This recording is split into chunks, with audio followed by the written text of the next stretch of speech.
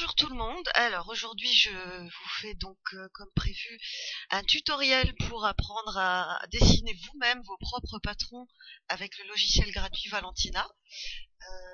Alors je voulais attendre un petit peu avant de le faire parce que je voulais vraiment attendre de bien maîtriser le logiciel.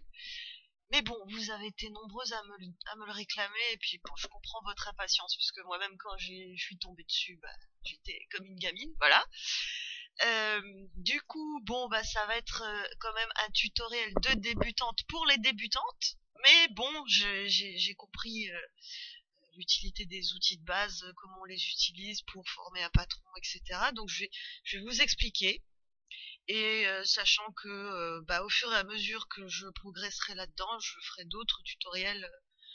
Je prévois déjà d'en faire un sur les tableaux de mesure parce que c'est un petit peu ardu quand même. Voilà. En attendant, donc ce que j'ai fait moi pour démarrer, c'est que au lieu de dessiner un patron entièrement moi-même, de A à Z en partant de zéro, je me suis dit je vais prendre un patron que j'ai déjà et je vais chercher à le recopier.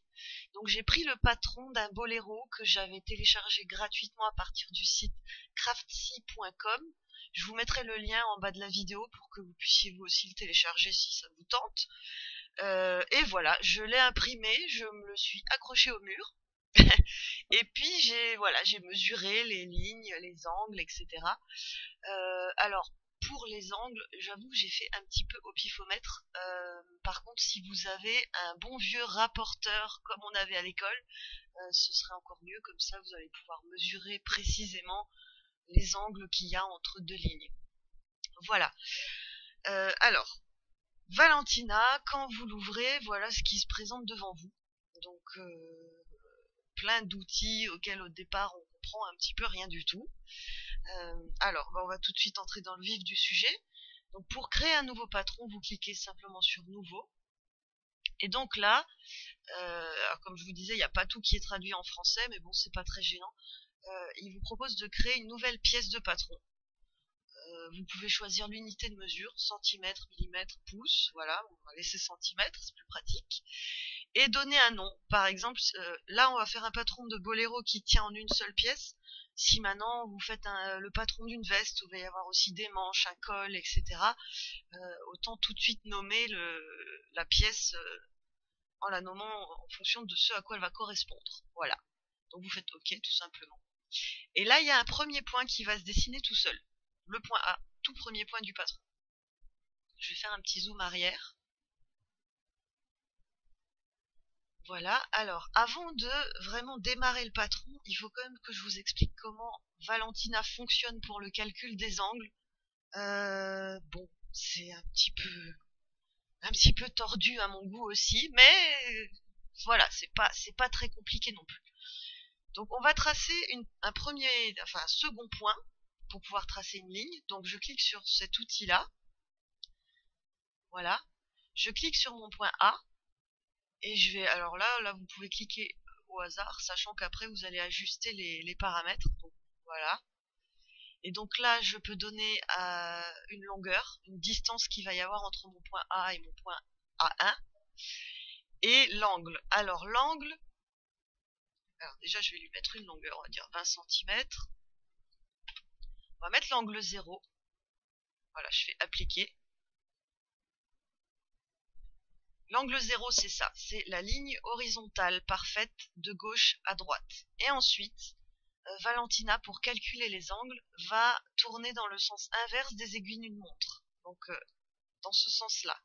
Donc, si vous voulez que votre point A1 soit ici vers le haut, il va falloir mettre un angle de 90 degrés, par exemple.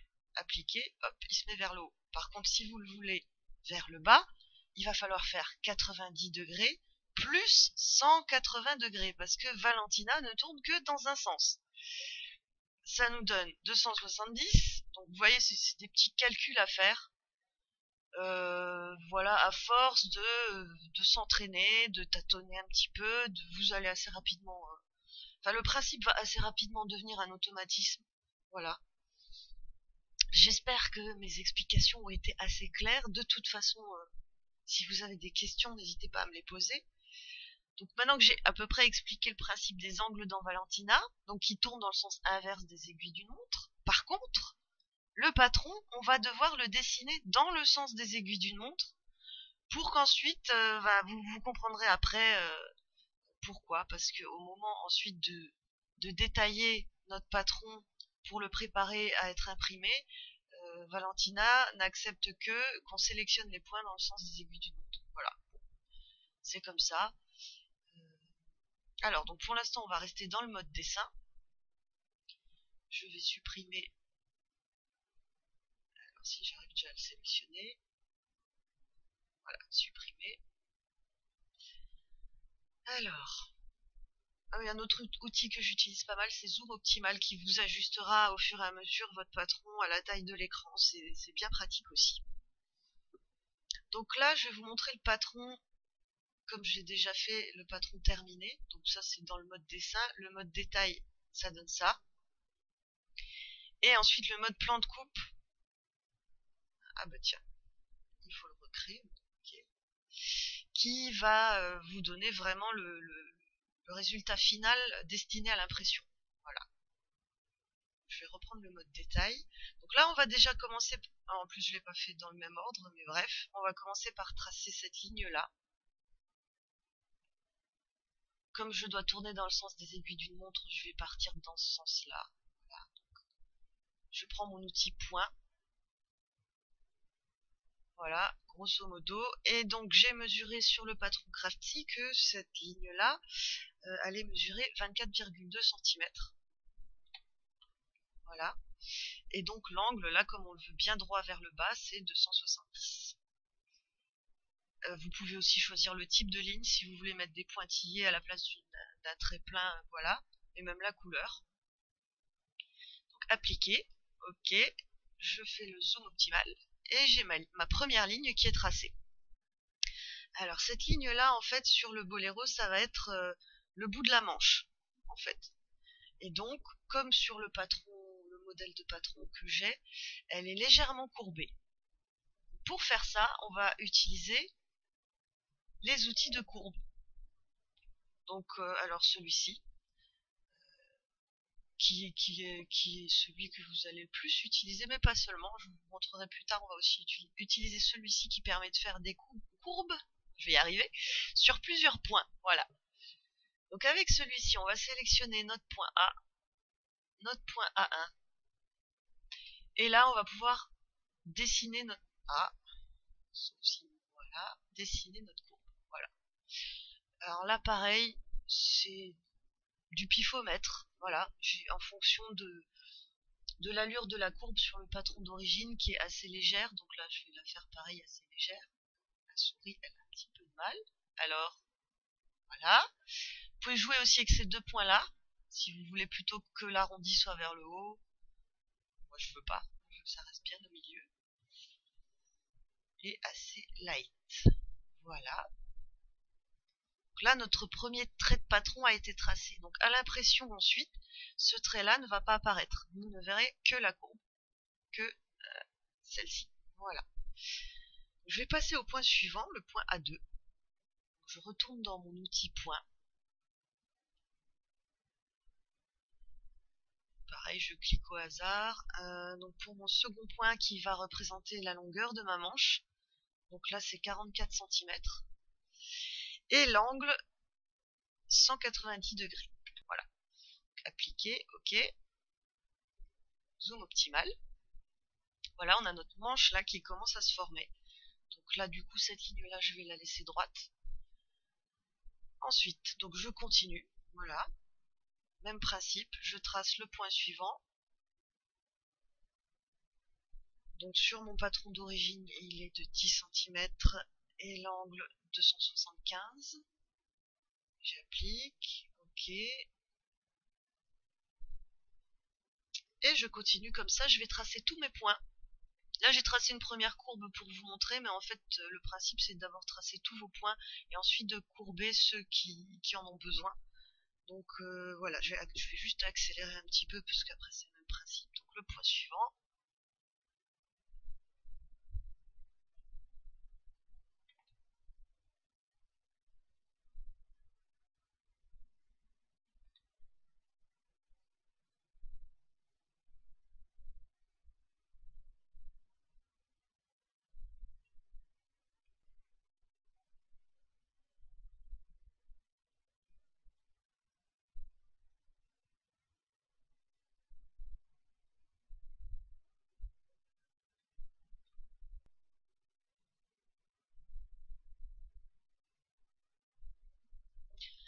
Voilà, donc là j'ai tracé tous mes points, sachant que ensuite le point A8 va en fait rejoindre le point A, ça va être l'autre côté de la manche en fait.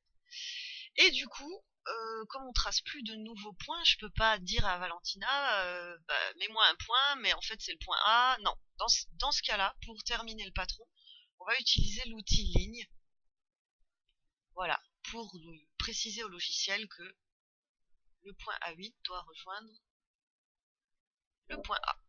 Et voilà. Là, on a tracé toutes les lignes de notre patron. Et donc maintenant, on va passer aux courbes. Donc vous savez qu'un boléro, notamment sur le devant, c'est courbé. Les deux parties qui vont arriver sur la poitrine et sur les côtés sont courbées. En fait, ça va être cette partie-là.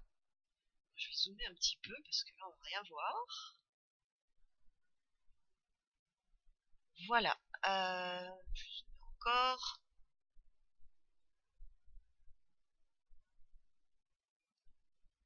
Et en fait, donc cette partie-là, alors je vais vous montrer sur l'autre.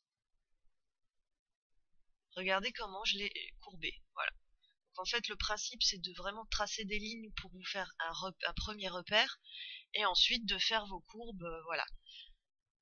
Donc je me suis encore une fois fiée au patron d'origine dont je vous mettrai le lien en bas de la vidéo qui est gratuit. Voilà. Alors du coup, pour la courbe, j'avais effectivement d'abord essayé avec l'outil simple. Je suis allée du point A3 au point A4, j'ai courbé. Point A4, point A5, j'ai courbé. J'ai remarqué que c'était pas génial, pas très, comment dire, pas très harmonieux. Voilà. Et donc j'ai essayé cet outil-là qui permet de, voilà, qui s'appelle courbe multiple. Et donc vous allez voir, je vais sélectionner le point A3, A4, A5, voilà. Comme je ne veux pas sélectionner de points supplémentaires, j'appuie simplement sur la touche entrée, voilà. Et maintenant j'ai plus qu'à sculpter mes courbes, s'il veut bien, voilà. Là, donc ça c'est en fait celle-là c'est la grande courbe qui va se retrouver ensuite sur l'avant de votre boléro, sachant que cette partie-là va être repliée sur celle-là pour que ces deux lignes-là soient cousues ensemble, tout simplement. Je ne sais pas si vous arrivez déjà un petit peu à visualiser, sachant que ça c'est une moitié du boléro que vous allez couper sur deux couches de tissu, comme ça vous aurez vos deux morceaux, voilà. Donc ma courbe, elle est un petit peu plus arrondie vers le bas puisque il faut que ça épouse en fait la forme du corps. Et donc là j'admets que c'est du, ça peut aller loin, hein. Voilà, j'arrête. C'est du pifomètre. C'est à l'œil, c'est en fonction du patron original que j'ai téléchargé, vraiment, voilà. Et donc celle-ci va être beaucoup plus légère et beaucoup plus arrondie vers le point A4. Alors après c'est vraiment, il faut tâtonner jusqu'à ce qu'on y ait. Du coup ça me fait bouger l'autre en dessous. Bon, après voilà, je réajuste, voilà. Et vous ajustez comme ça jusqu'à ce que vous y arrivez. Voilà, je vais comparer avec celui que j'ai déjà fait. Voilà, je l'avais même fait encore plus légère là, celle-ci. Je vais un petit peu l'adoucir. Et voilà, là vous avez une jolie courbe, uniforme, grâce à cet outil qui est très très bien.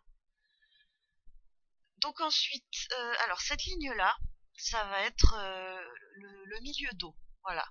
Donc, erreur que moi j'ai faite en cousant mon boléro, c'est que je l'ai laissé droite. Et du coup, j'ai eu un excès de tissu à l'arrière. Pour éviter ça, et d'ailleurs j'ai remarqué ensuite que sur le patron d'origine, c'était le cas, il y a une légère courbe qui va faire que ensuite à la découpe, et une fois que vous aurez cousu vos deux morceaux au niveau du milieu dos, l'excès de tissu que moi j'ai eu ne sera pas là. Voilà, tout simplement. Mais bon, c'est en se trompant qu'on apprend. Donc là, outil courbe simple, vu qu'on n'a que deux points à relier. Alors toujours dans le sens des aiguilles d'une montre, hein, vous avez remarqué. Voilà, A5, A6. Et pareil, une courbe mais légère, hein. pas ça, hein, voilà.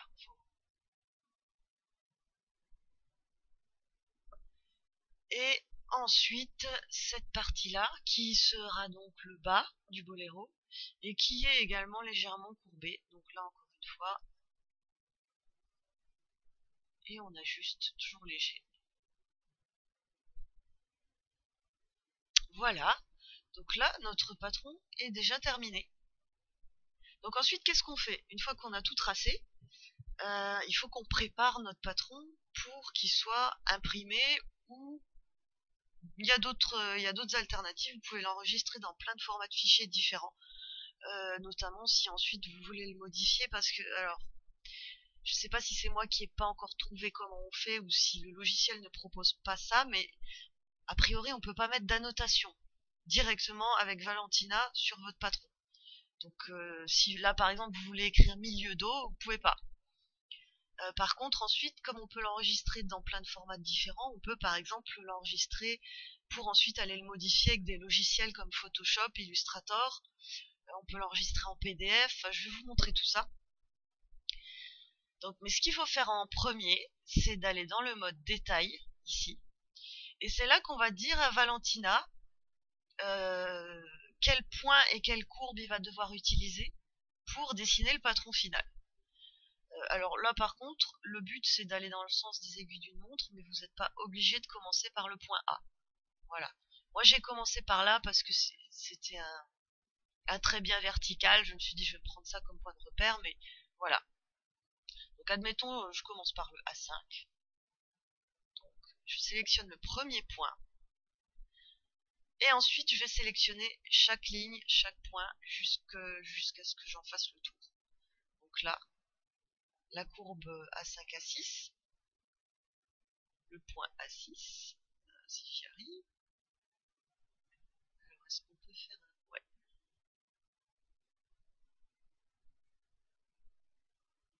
Voilà, A6, la courbe A6, A7.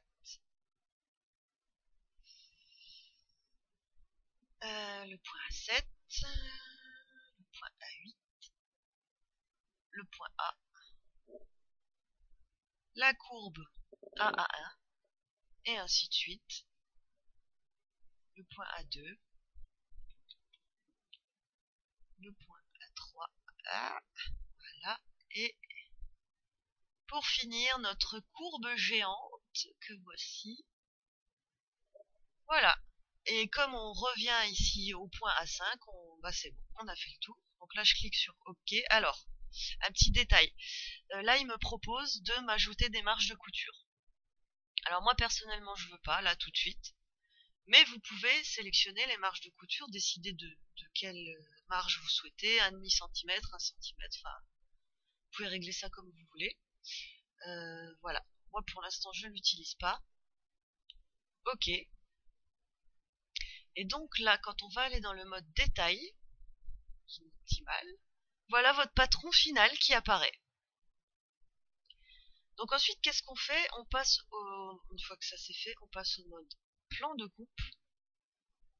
Voilà, ici. Et là, il vous propose, alors vous pouvez y aller par là, ou vous pouvez cliquer sur celui-là, ça marche aussi. Et il va vous proposer de créer une mise en page. Alors là, il va falloir que vous choisissiez le format de papier. Alors, première erreur que j'ai faite, j'ai choisi le format A4 parce que je me suis dit, je vais l'imprimer sur des feuilles A4. Alors, en fait, c'est pas ça du tout. Parce que si vous cliquez sur OK, Valentina vous dit que bah, ça rentre pas dessus, tout simplement. Donc, en fait, ce qu'il faut, c'est sélectionner le format sur lequel votre patron va rentrer en une fois. L'impression en A4, c'est à l'étape suivante que ça va se passer. Alors là, moi, il y a plein de formats que je connaissais pas. Enfin, voilà, les formats de papier enroulé. Bon, alors j'ai fait des essais. Si je prends celui-là, bah il est beaucoup trop grand parce que bah là du coup mon patron, il y a la moitié du papier qui reste blanc. Enfin, enfin, faudra que vous essayiez de chercher le format de papier qui correspond, enfin qui colle le mieux aux mesures de votre patron, tout simplement. Moi je crois que c'était celui-ci qui allait bien. Voilà. Là, c'est parfait, il n'y a pas trop de papier en plus. Parce que sinon, après, quand vous imprimez en A4, vous allez avoir 4, 5, 6 feuilles qui vont sortir toutes blanches. Voilà, ça n'a pas d'intérêt. Une fois que vous avez fait votre plan de coupe, donc vous allez dans Fichier, et là, au lieu de faire Enregistrer sous, vous allez dans Plan de coupe, et vous avez le choix. Donc, vous voyez qu'il y a 2 fois enregistré en tant que PDF ou imprimé. Sur le coup, je me suis dit, bah, c'est la même chose. En fait, pas du tout. Celui du haut vous fait un PDF classique que vous allez voir apparaître comme, comme ici, quoi, sans repère d'impression, sans rien. Par contre, le plan de coupe enregistré en tant que PDF, si vous choisissez celui du dessous, je vais vous montrer tout de suite. Euh, alors, du coup,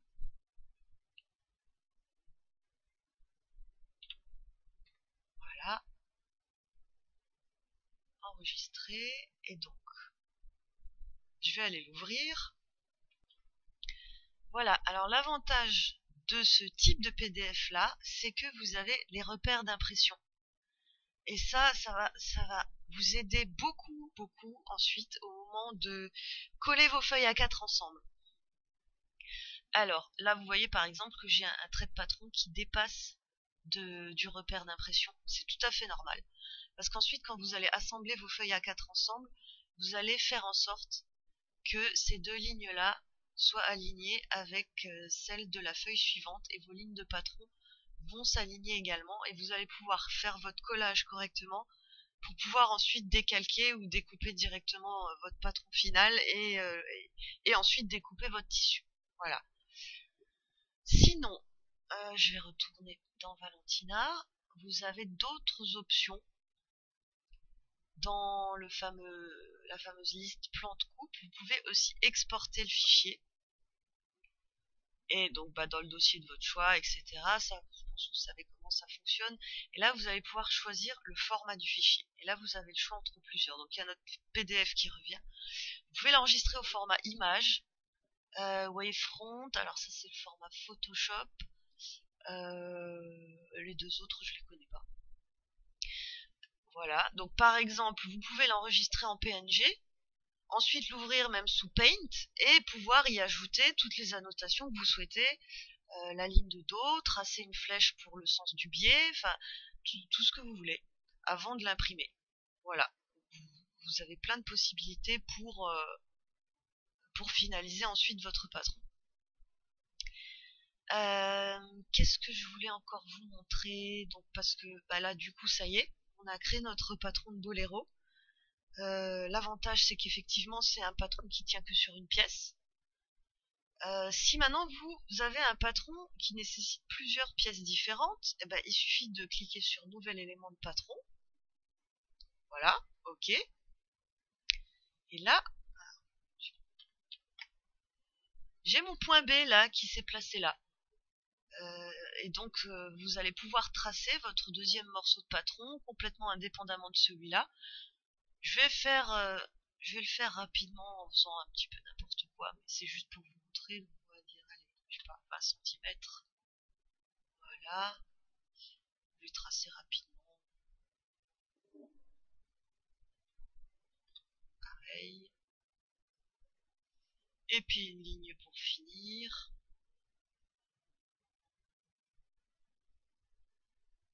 Voilà.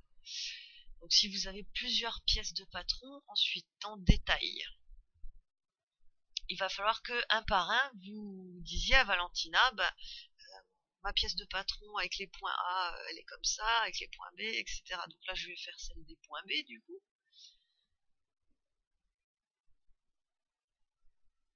Voilà. B1 et B2. Et normalement, ouais, il n'y a pas besoin. Ok. Quand je vais dans le mode détail, je vais la retrouver ici. Ensuite, ce que vous pouvez faire aussi, c'est la disposer autrement. Voilà. Ça va vite. Si par exemple je veux la mettre ici. Voilà. Et une fois que vous avez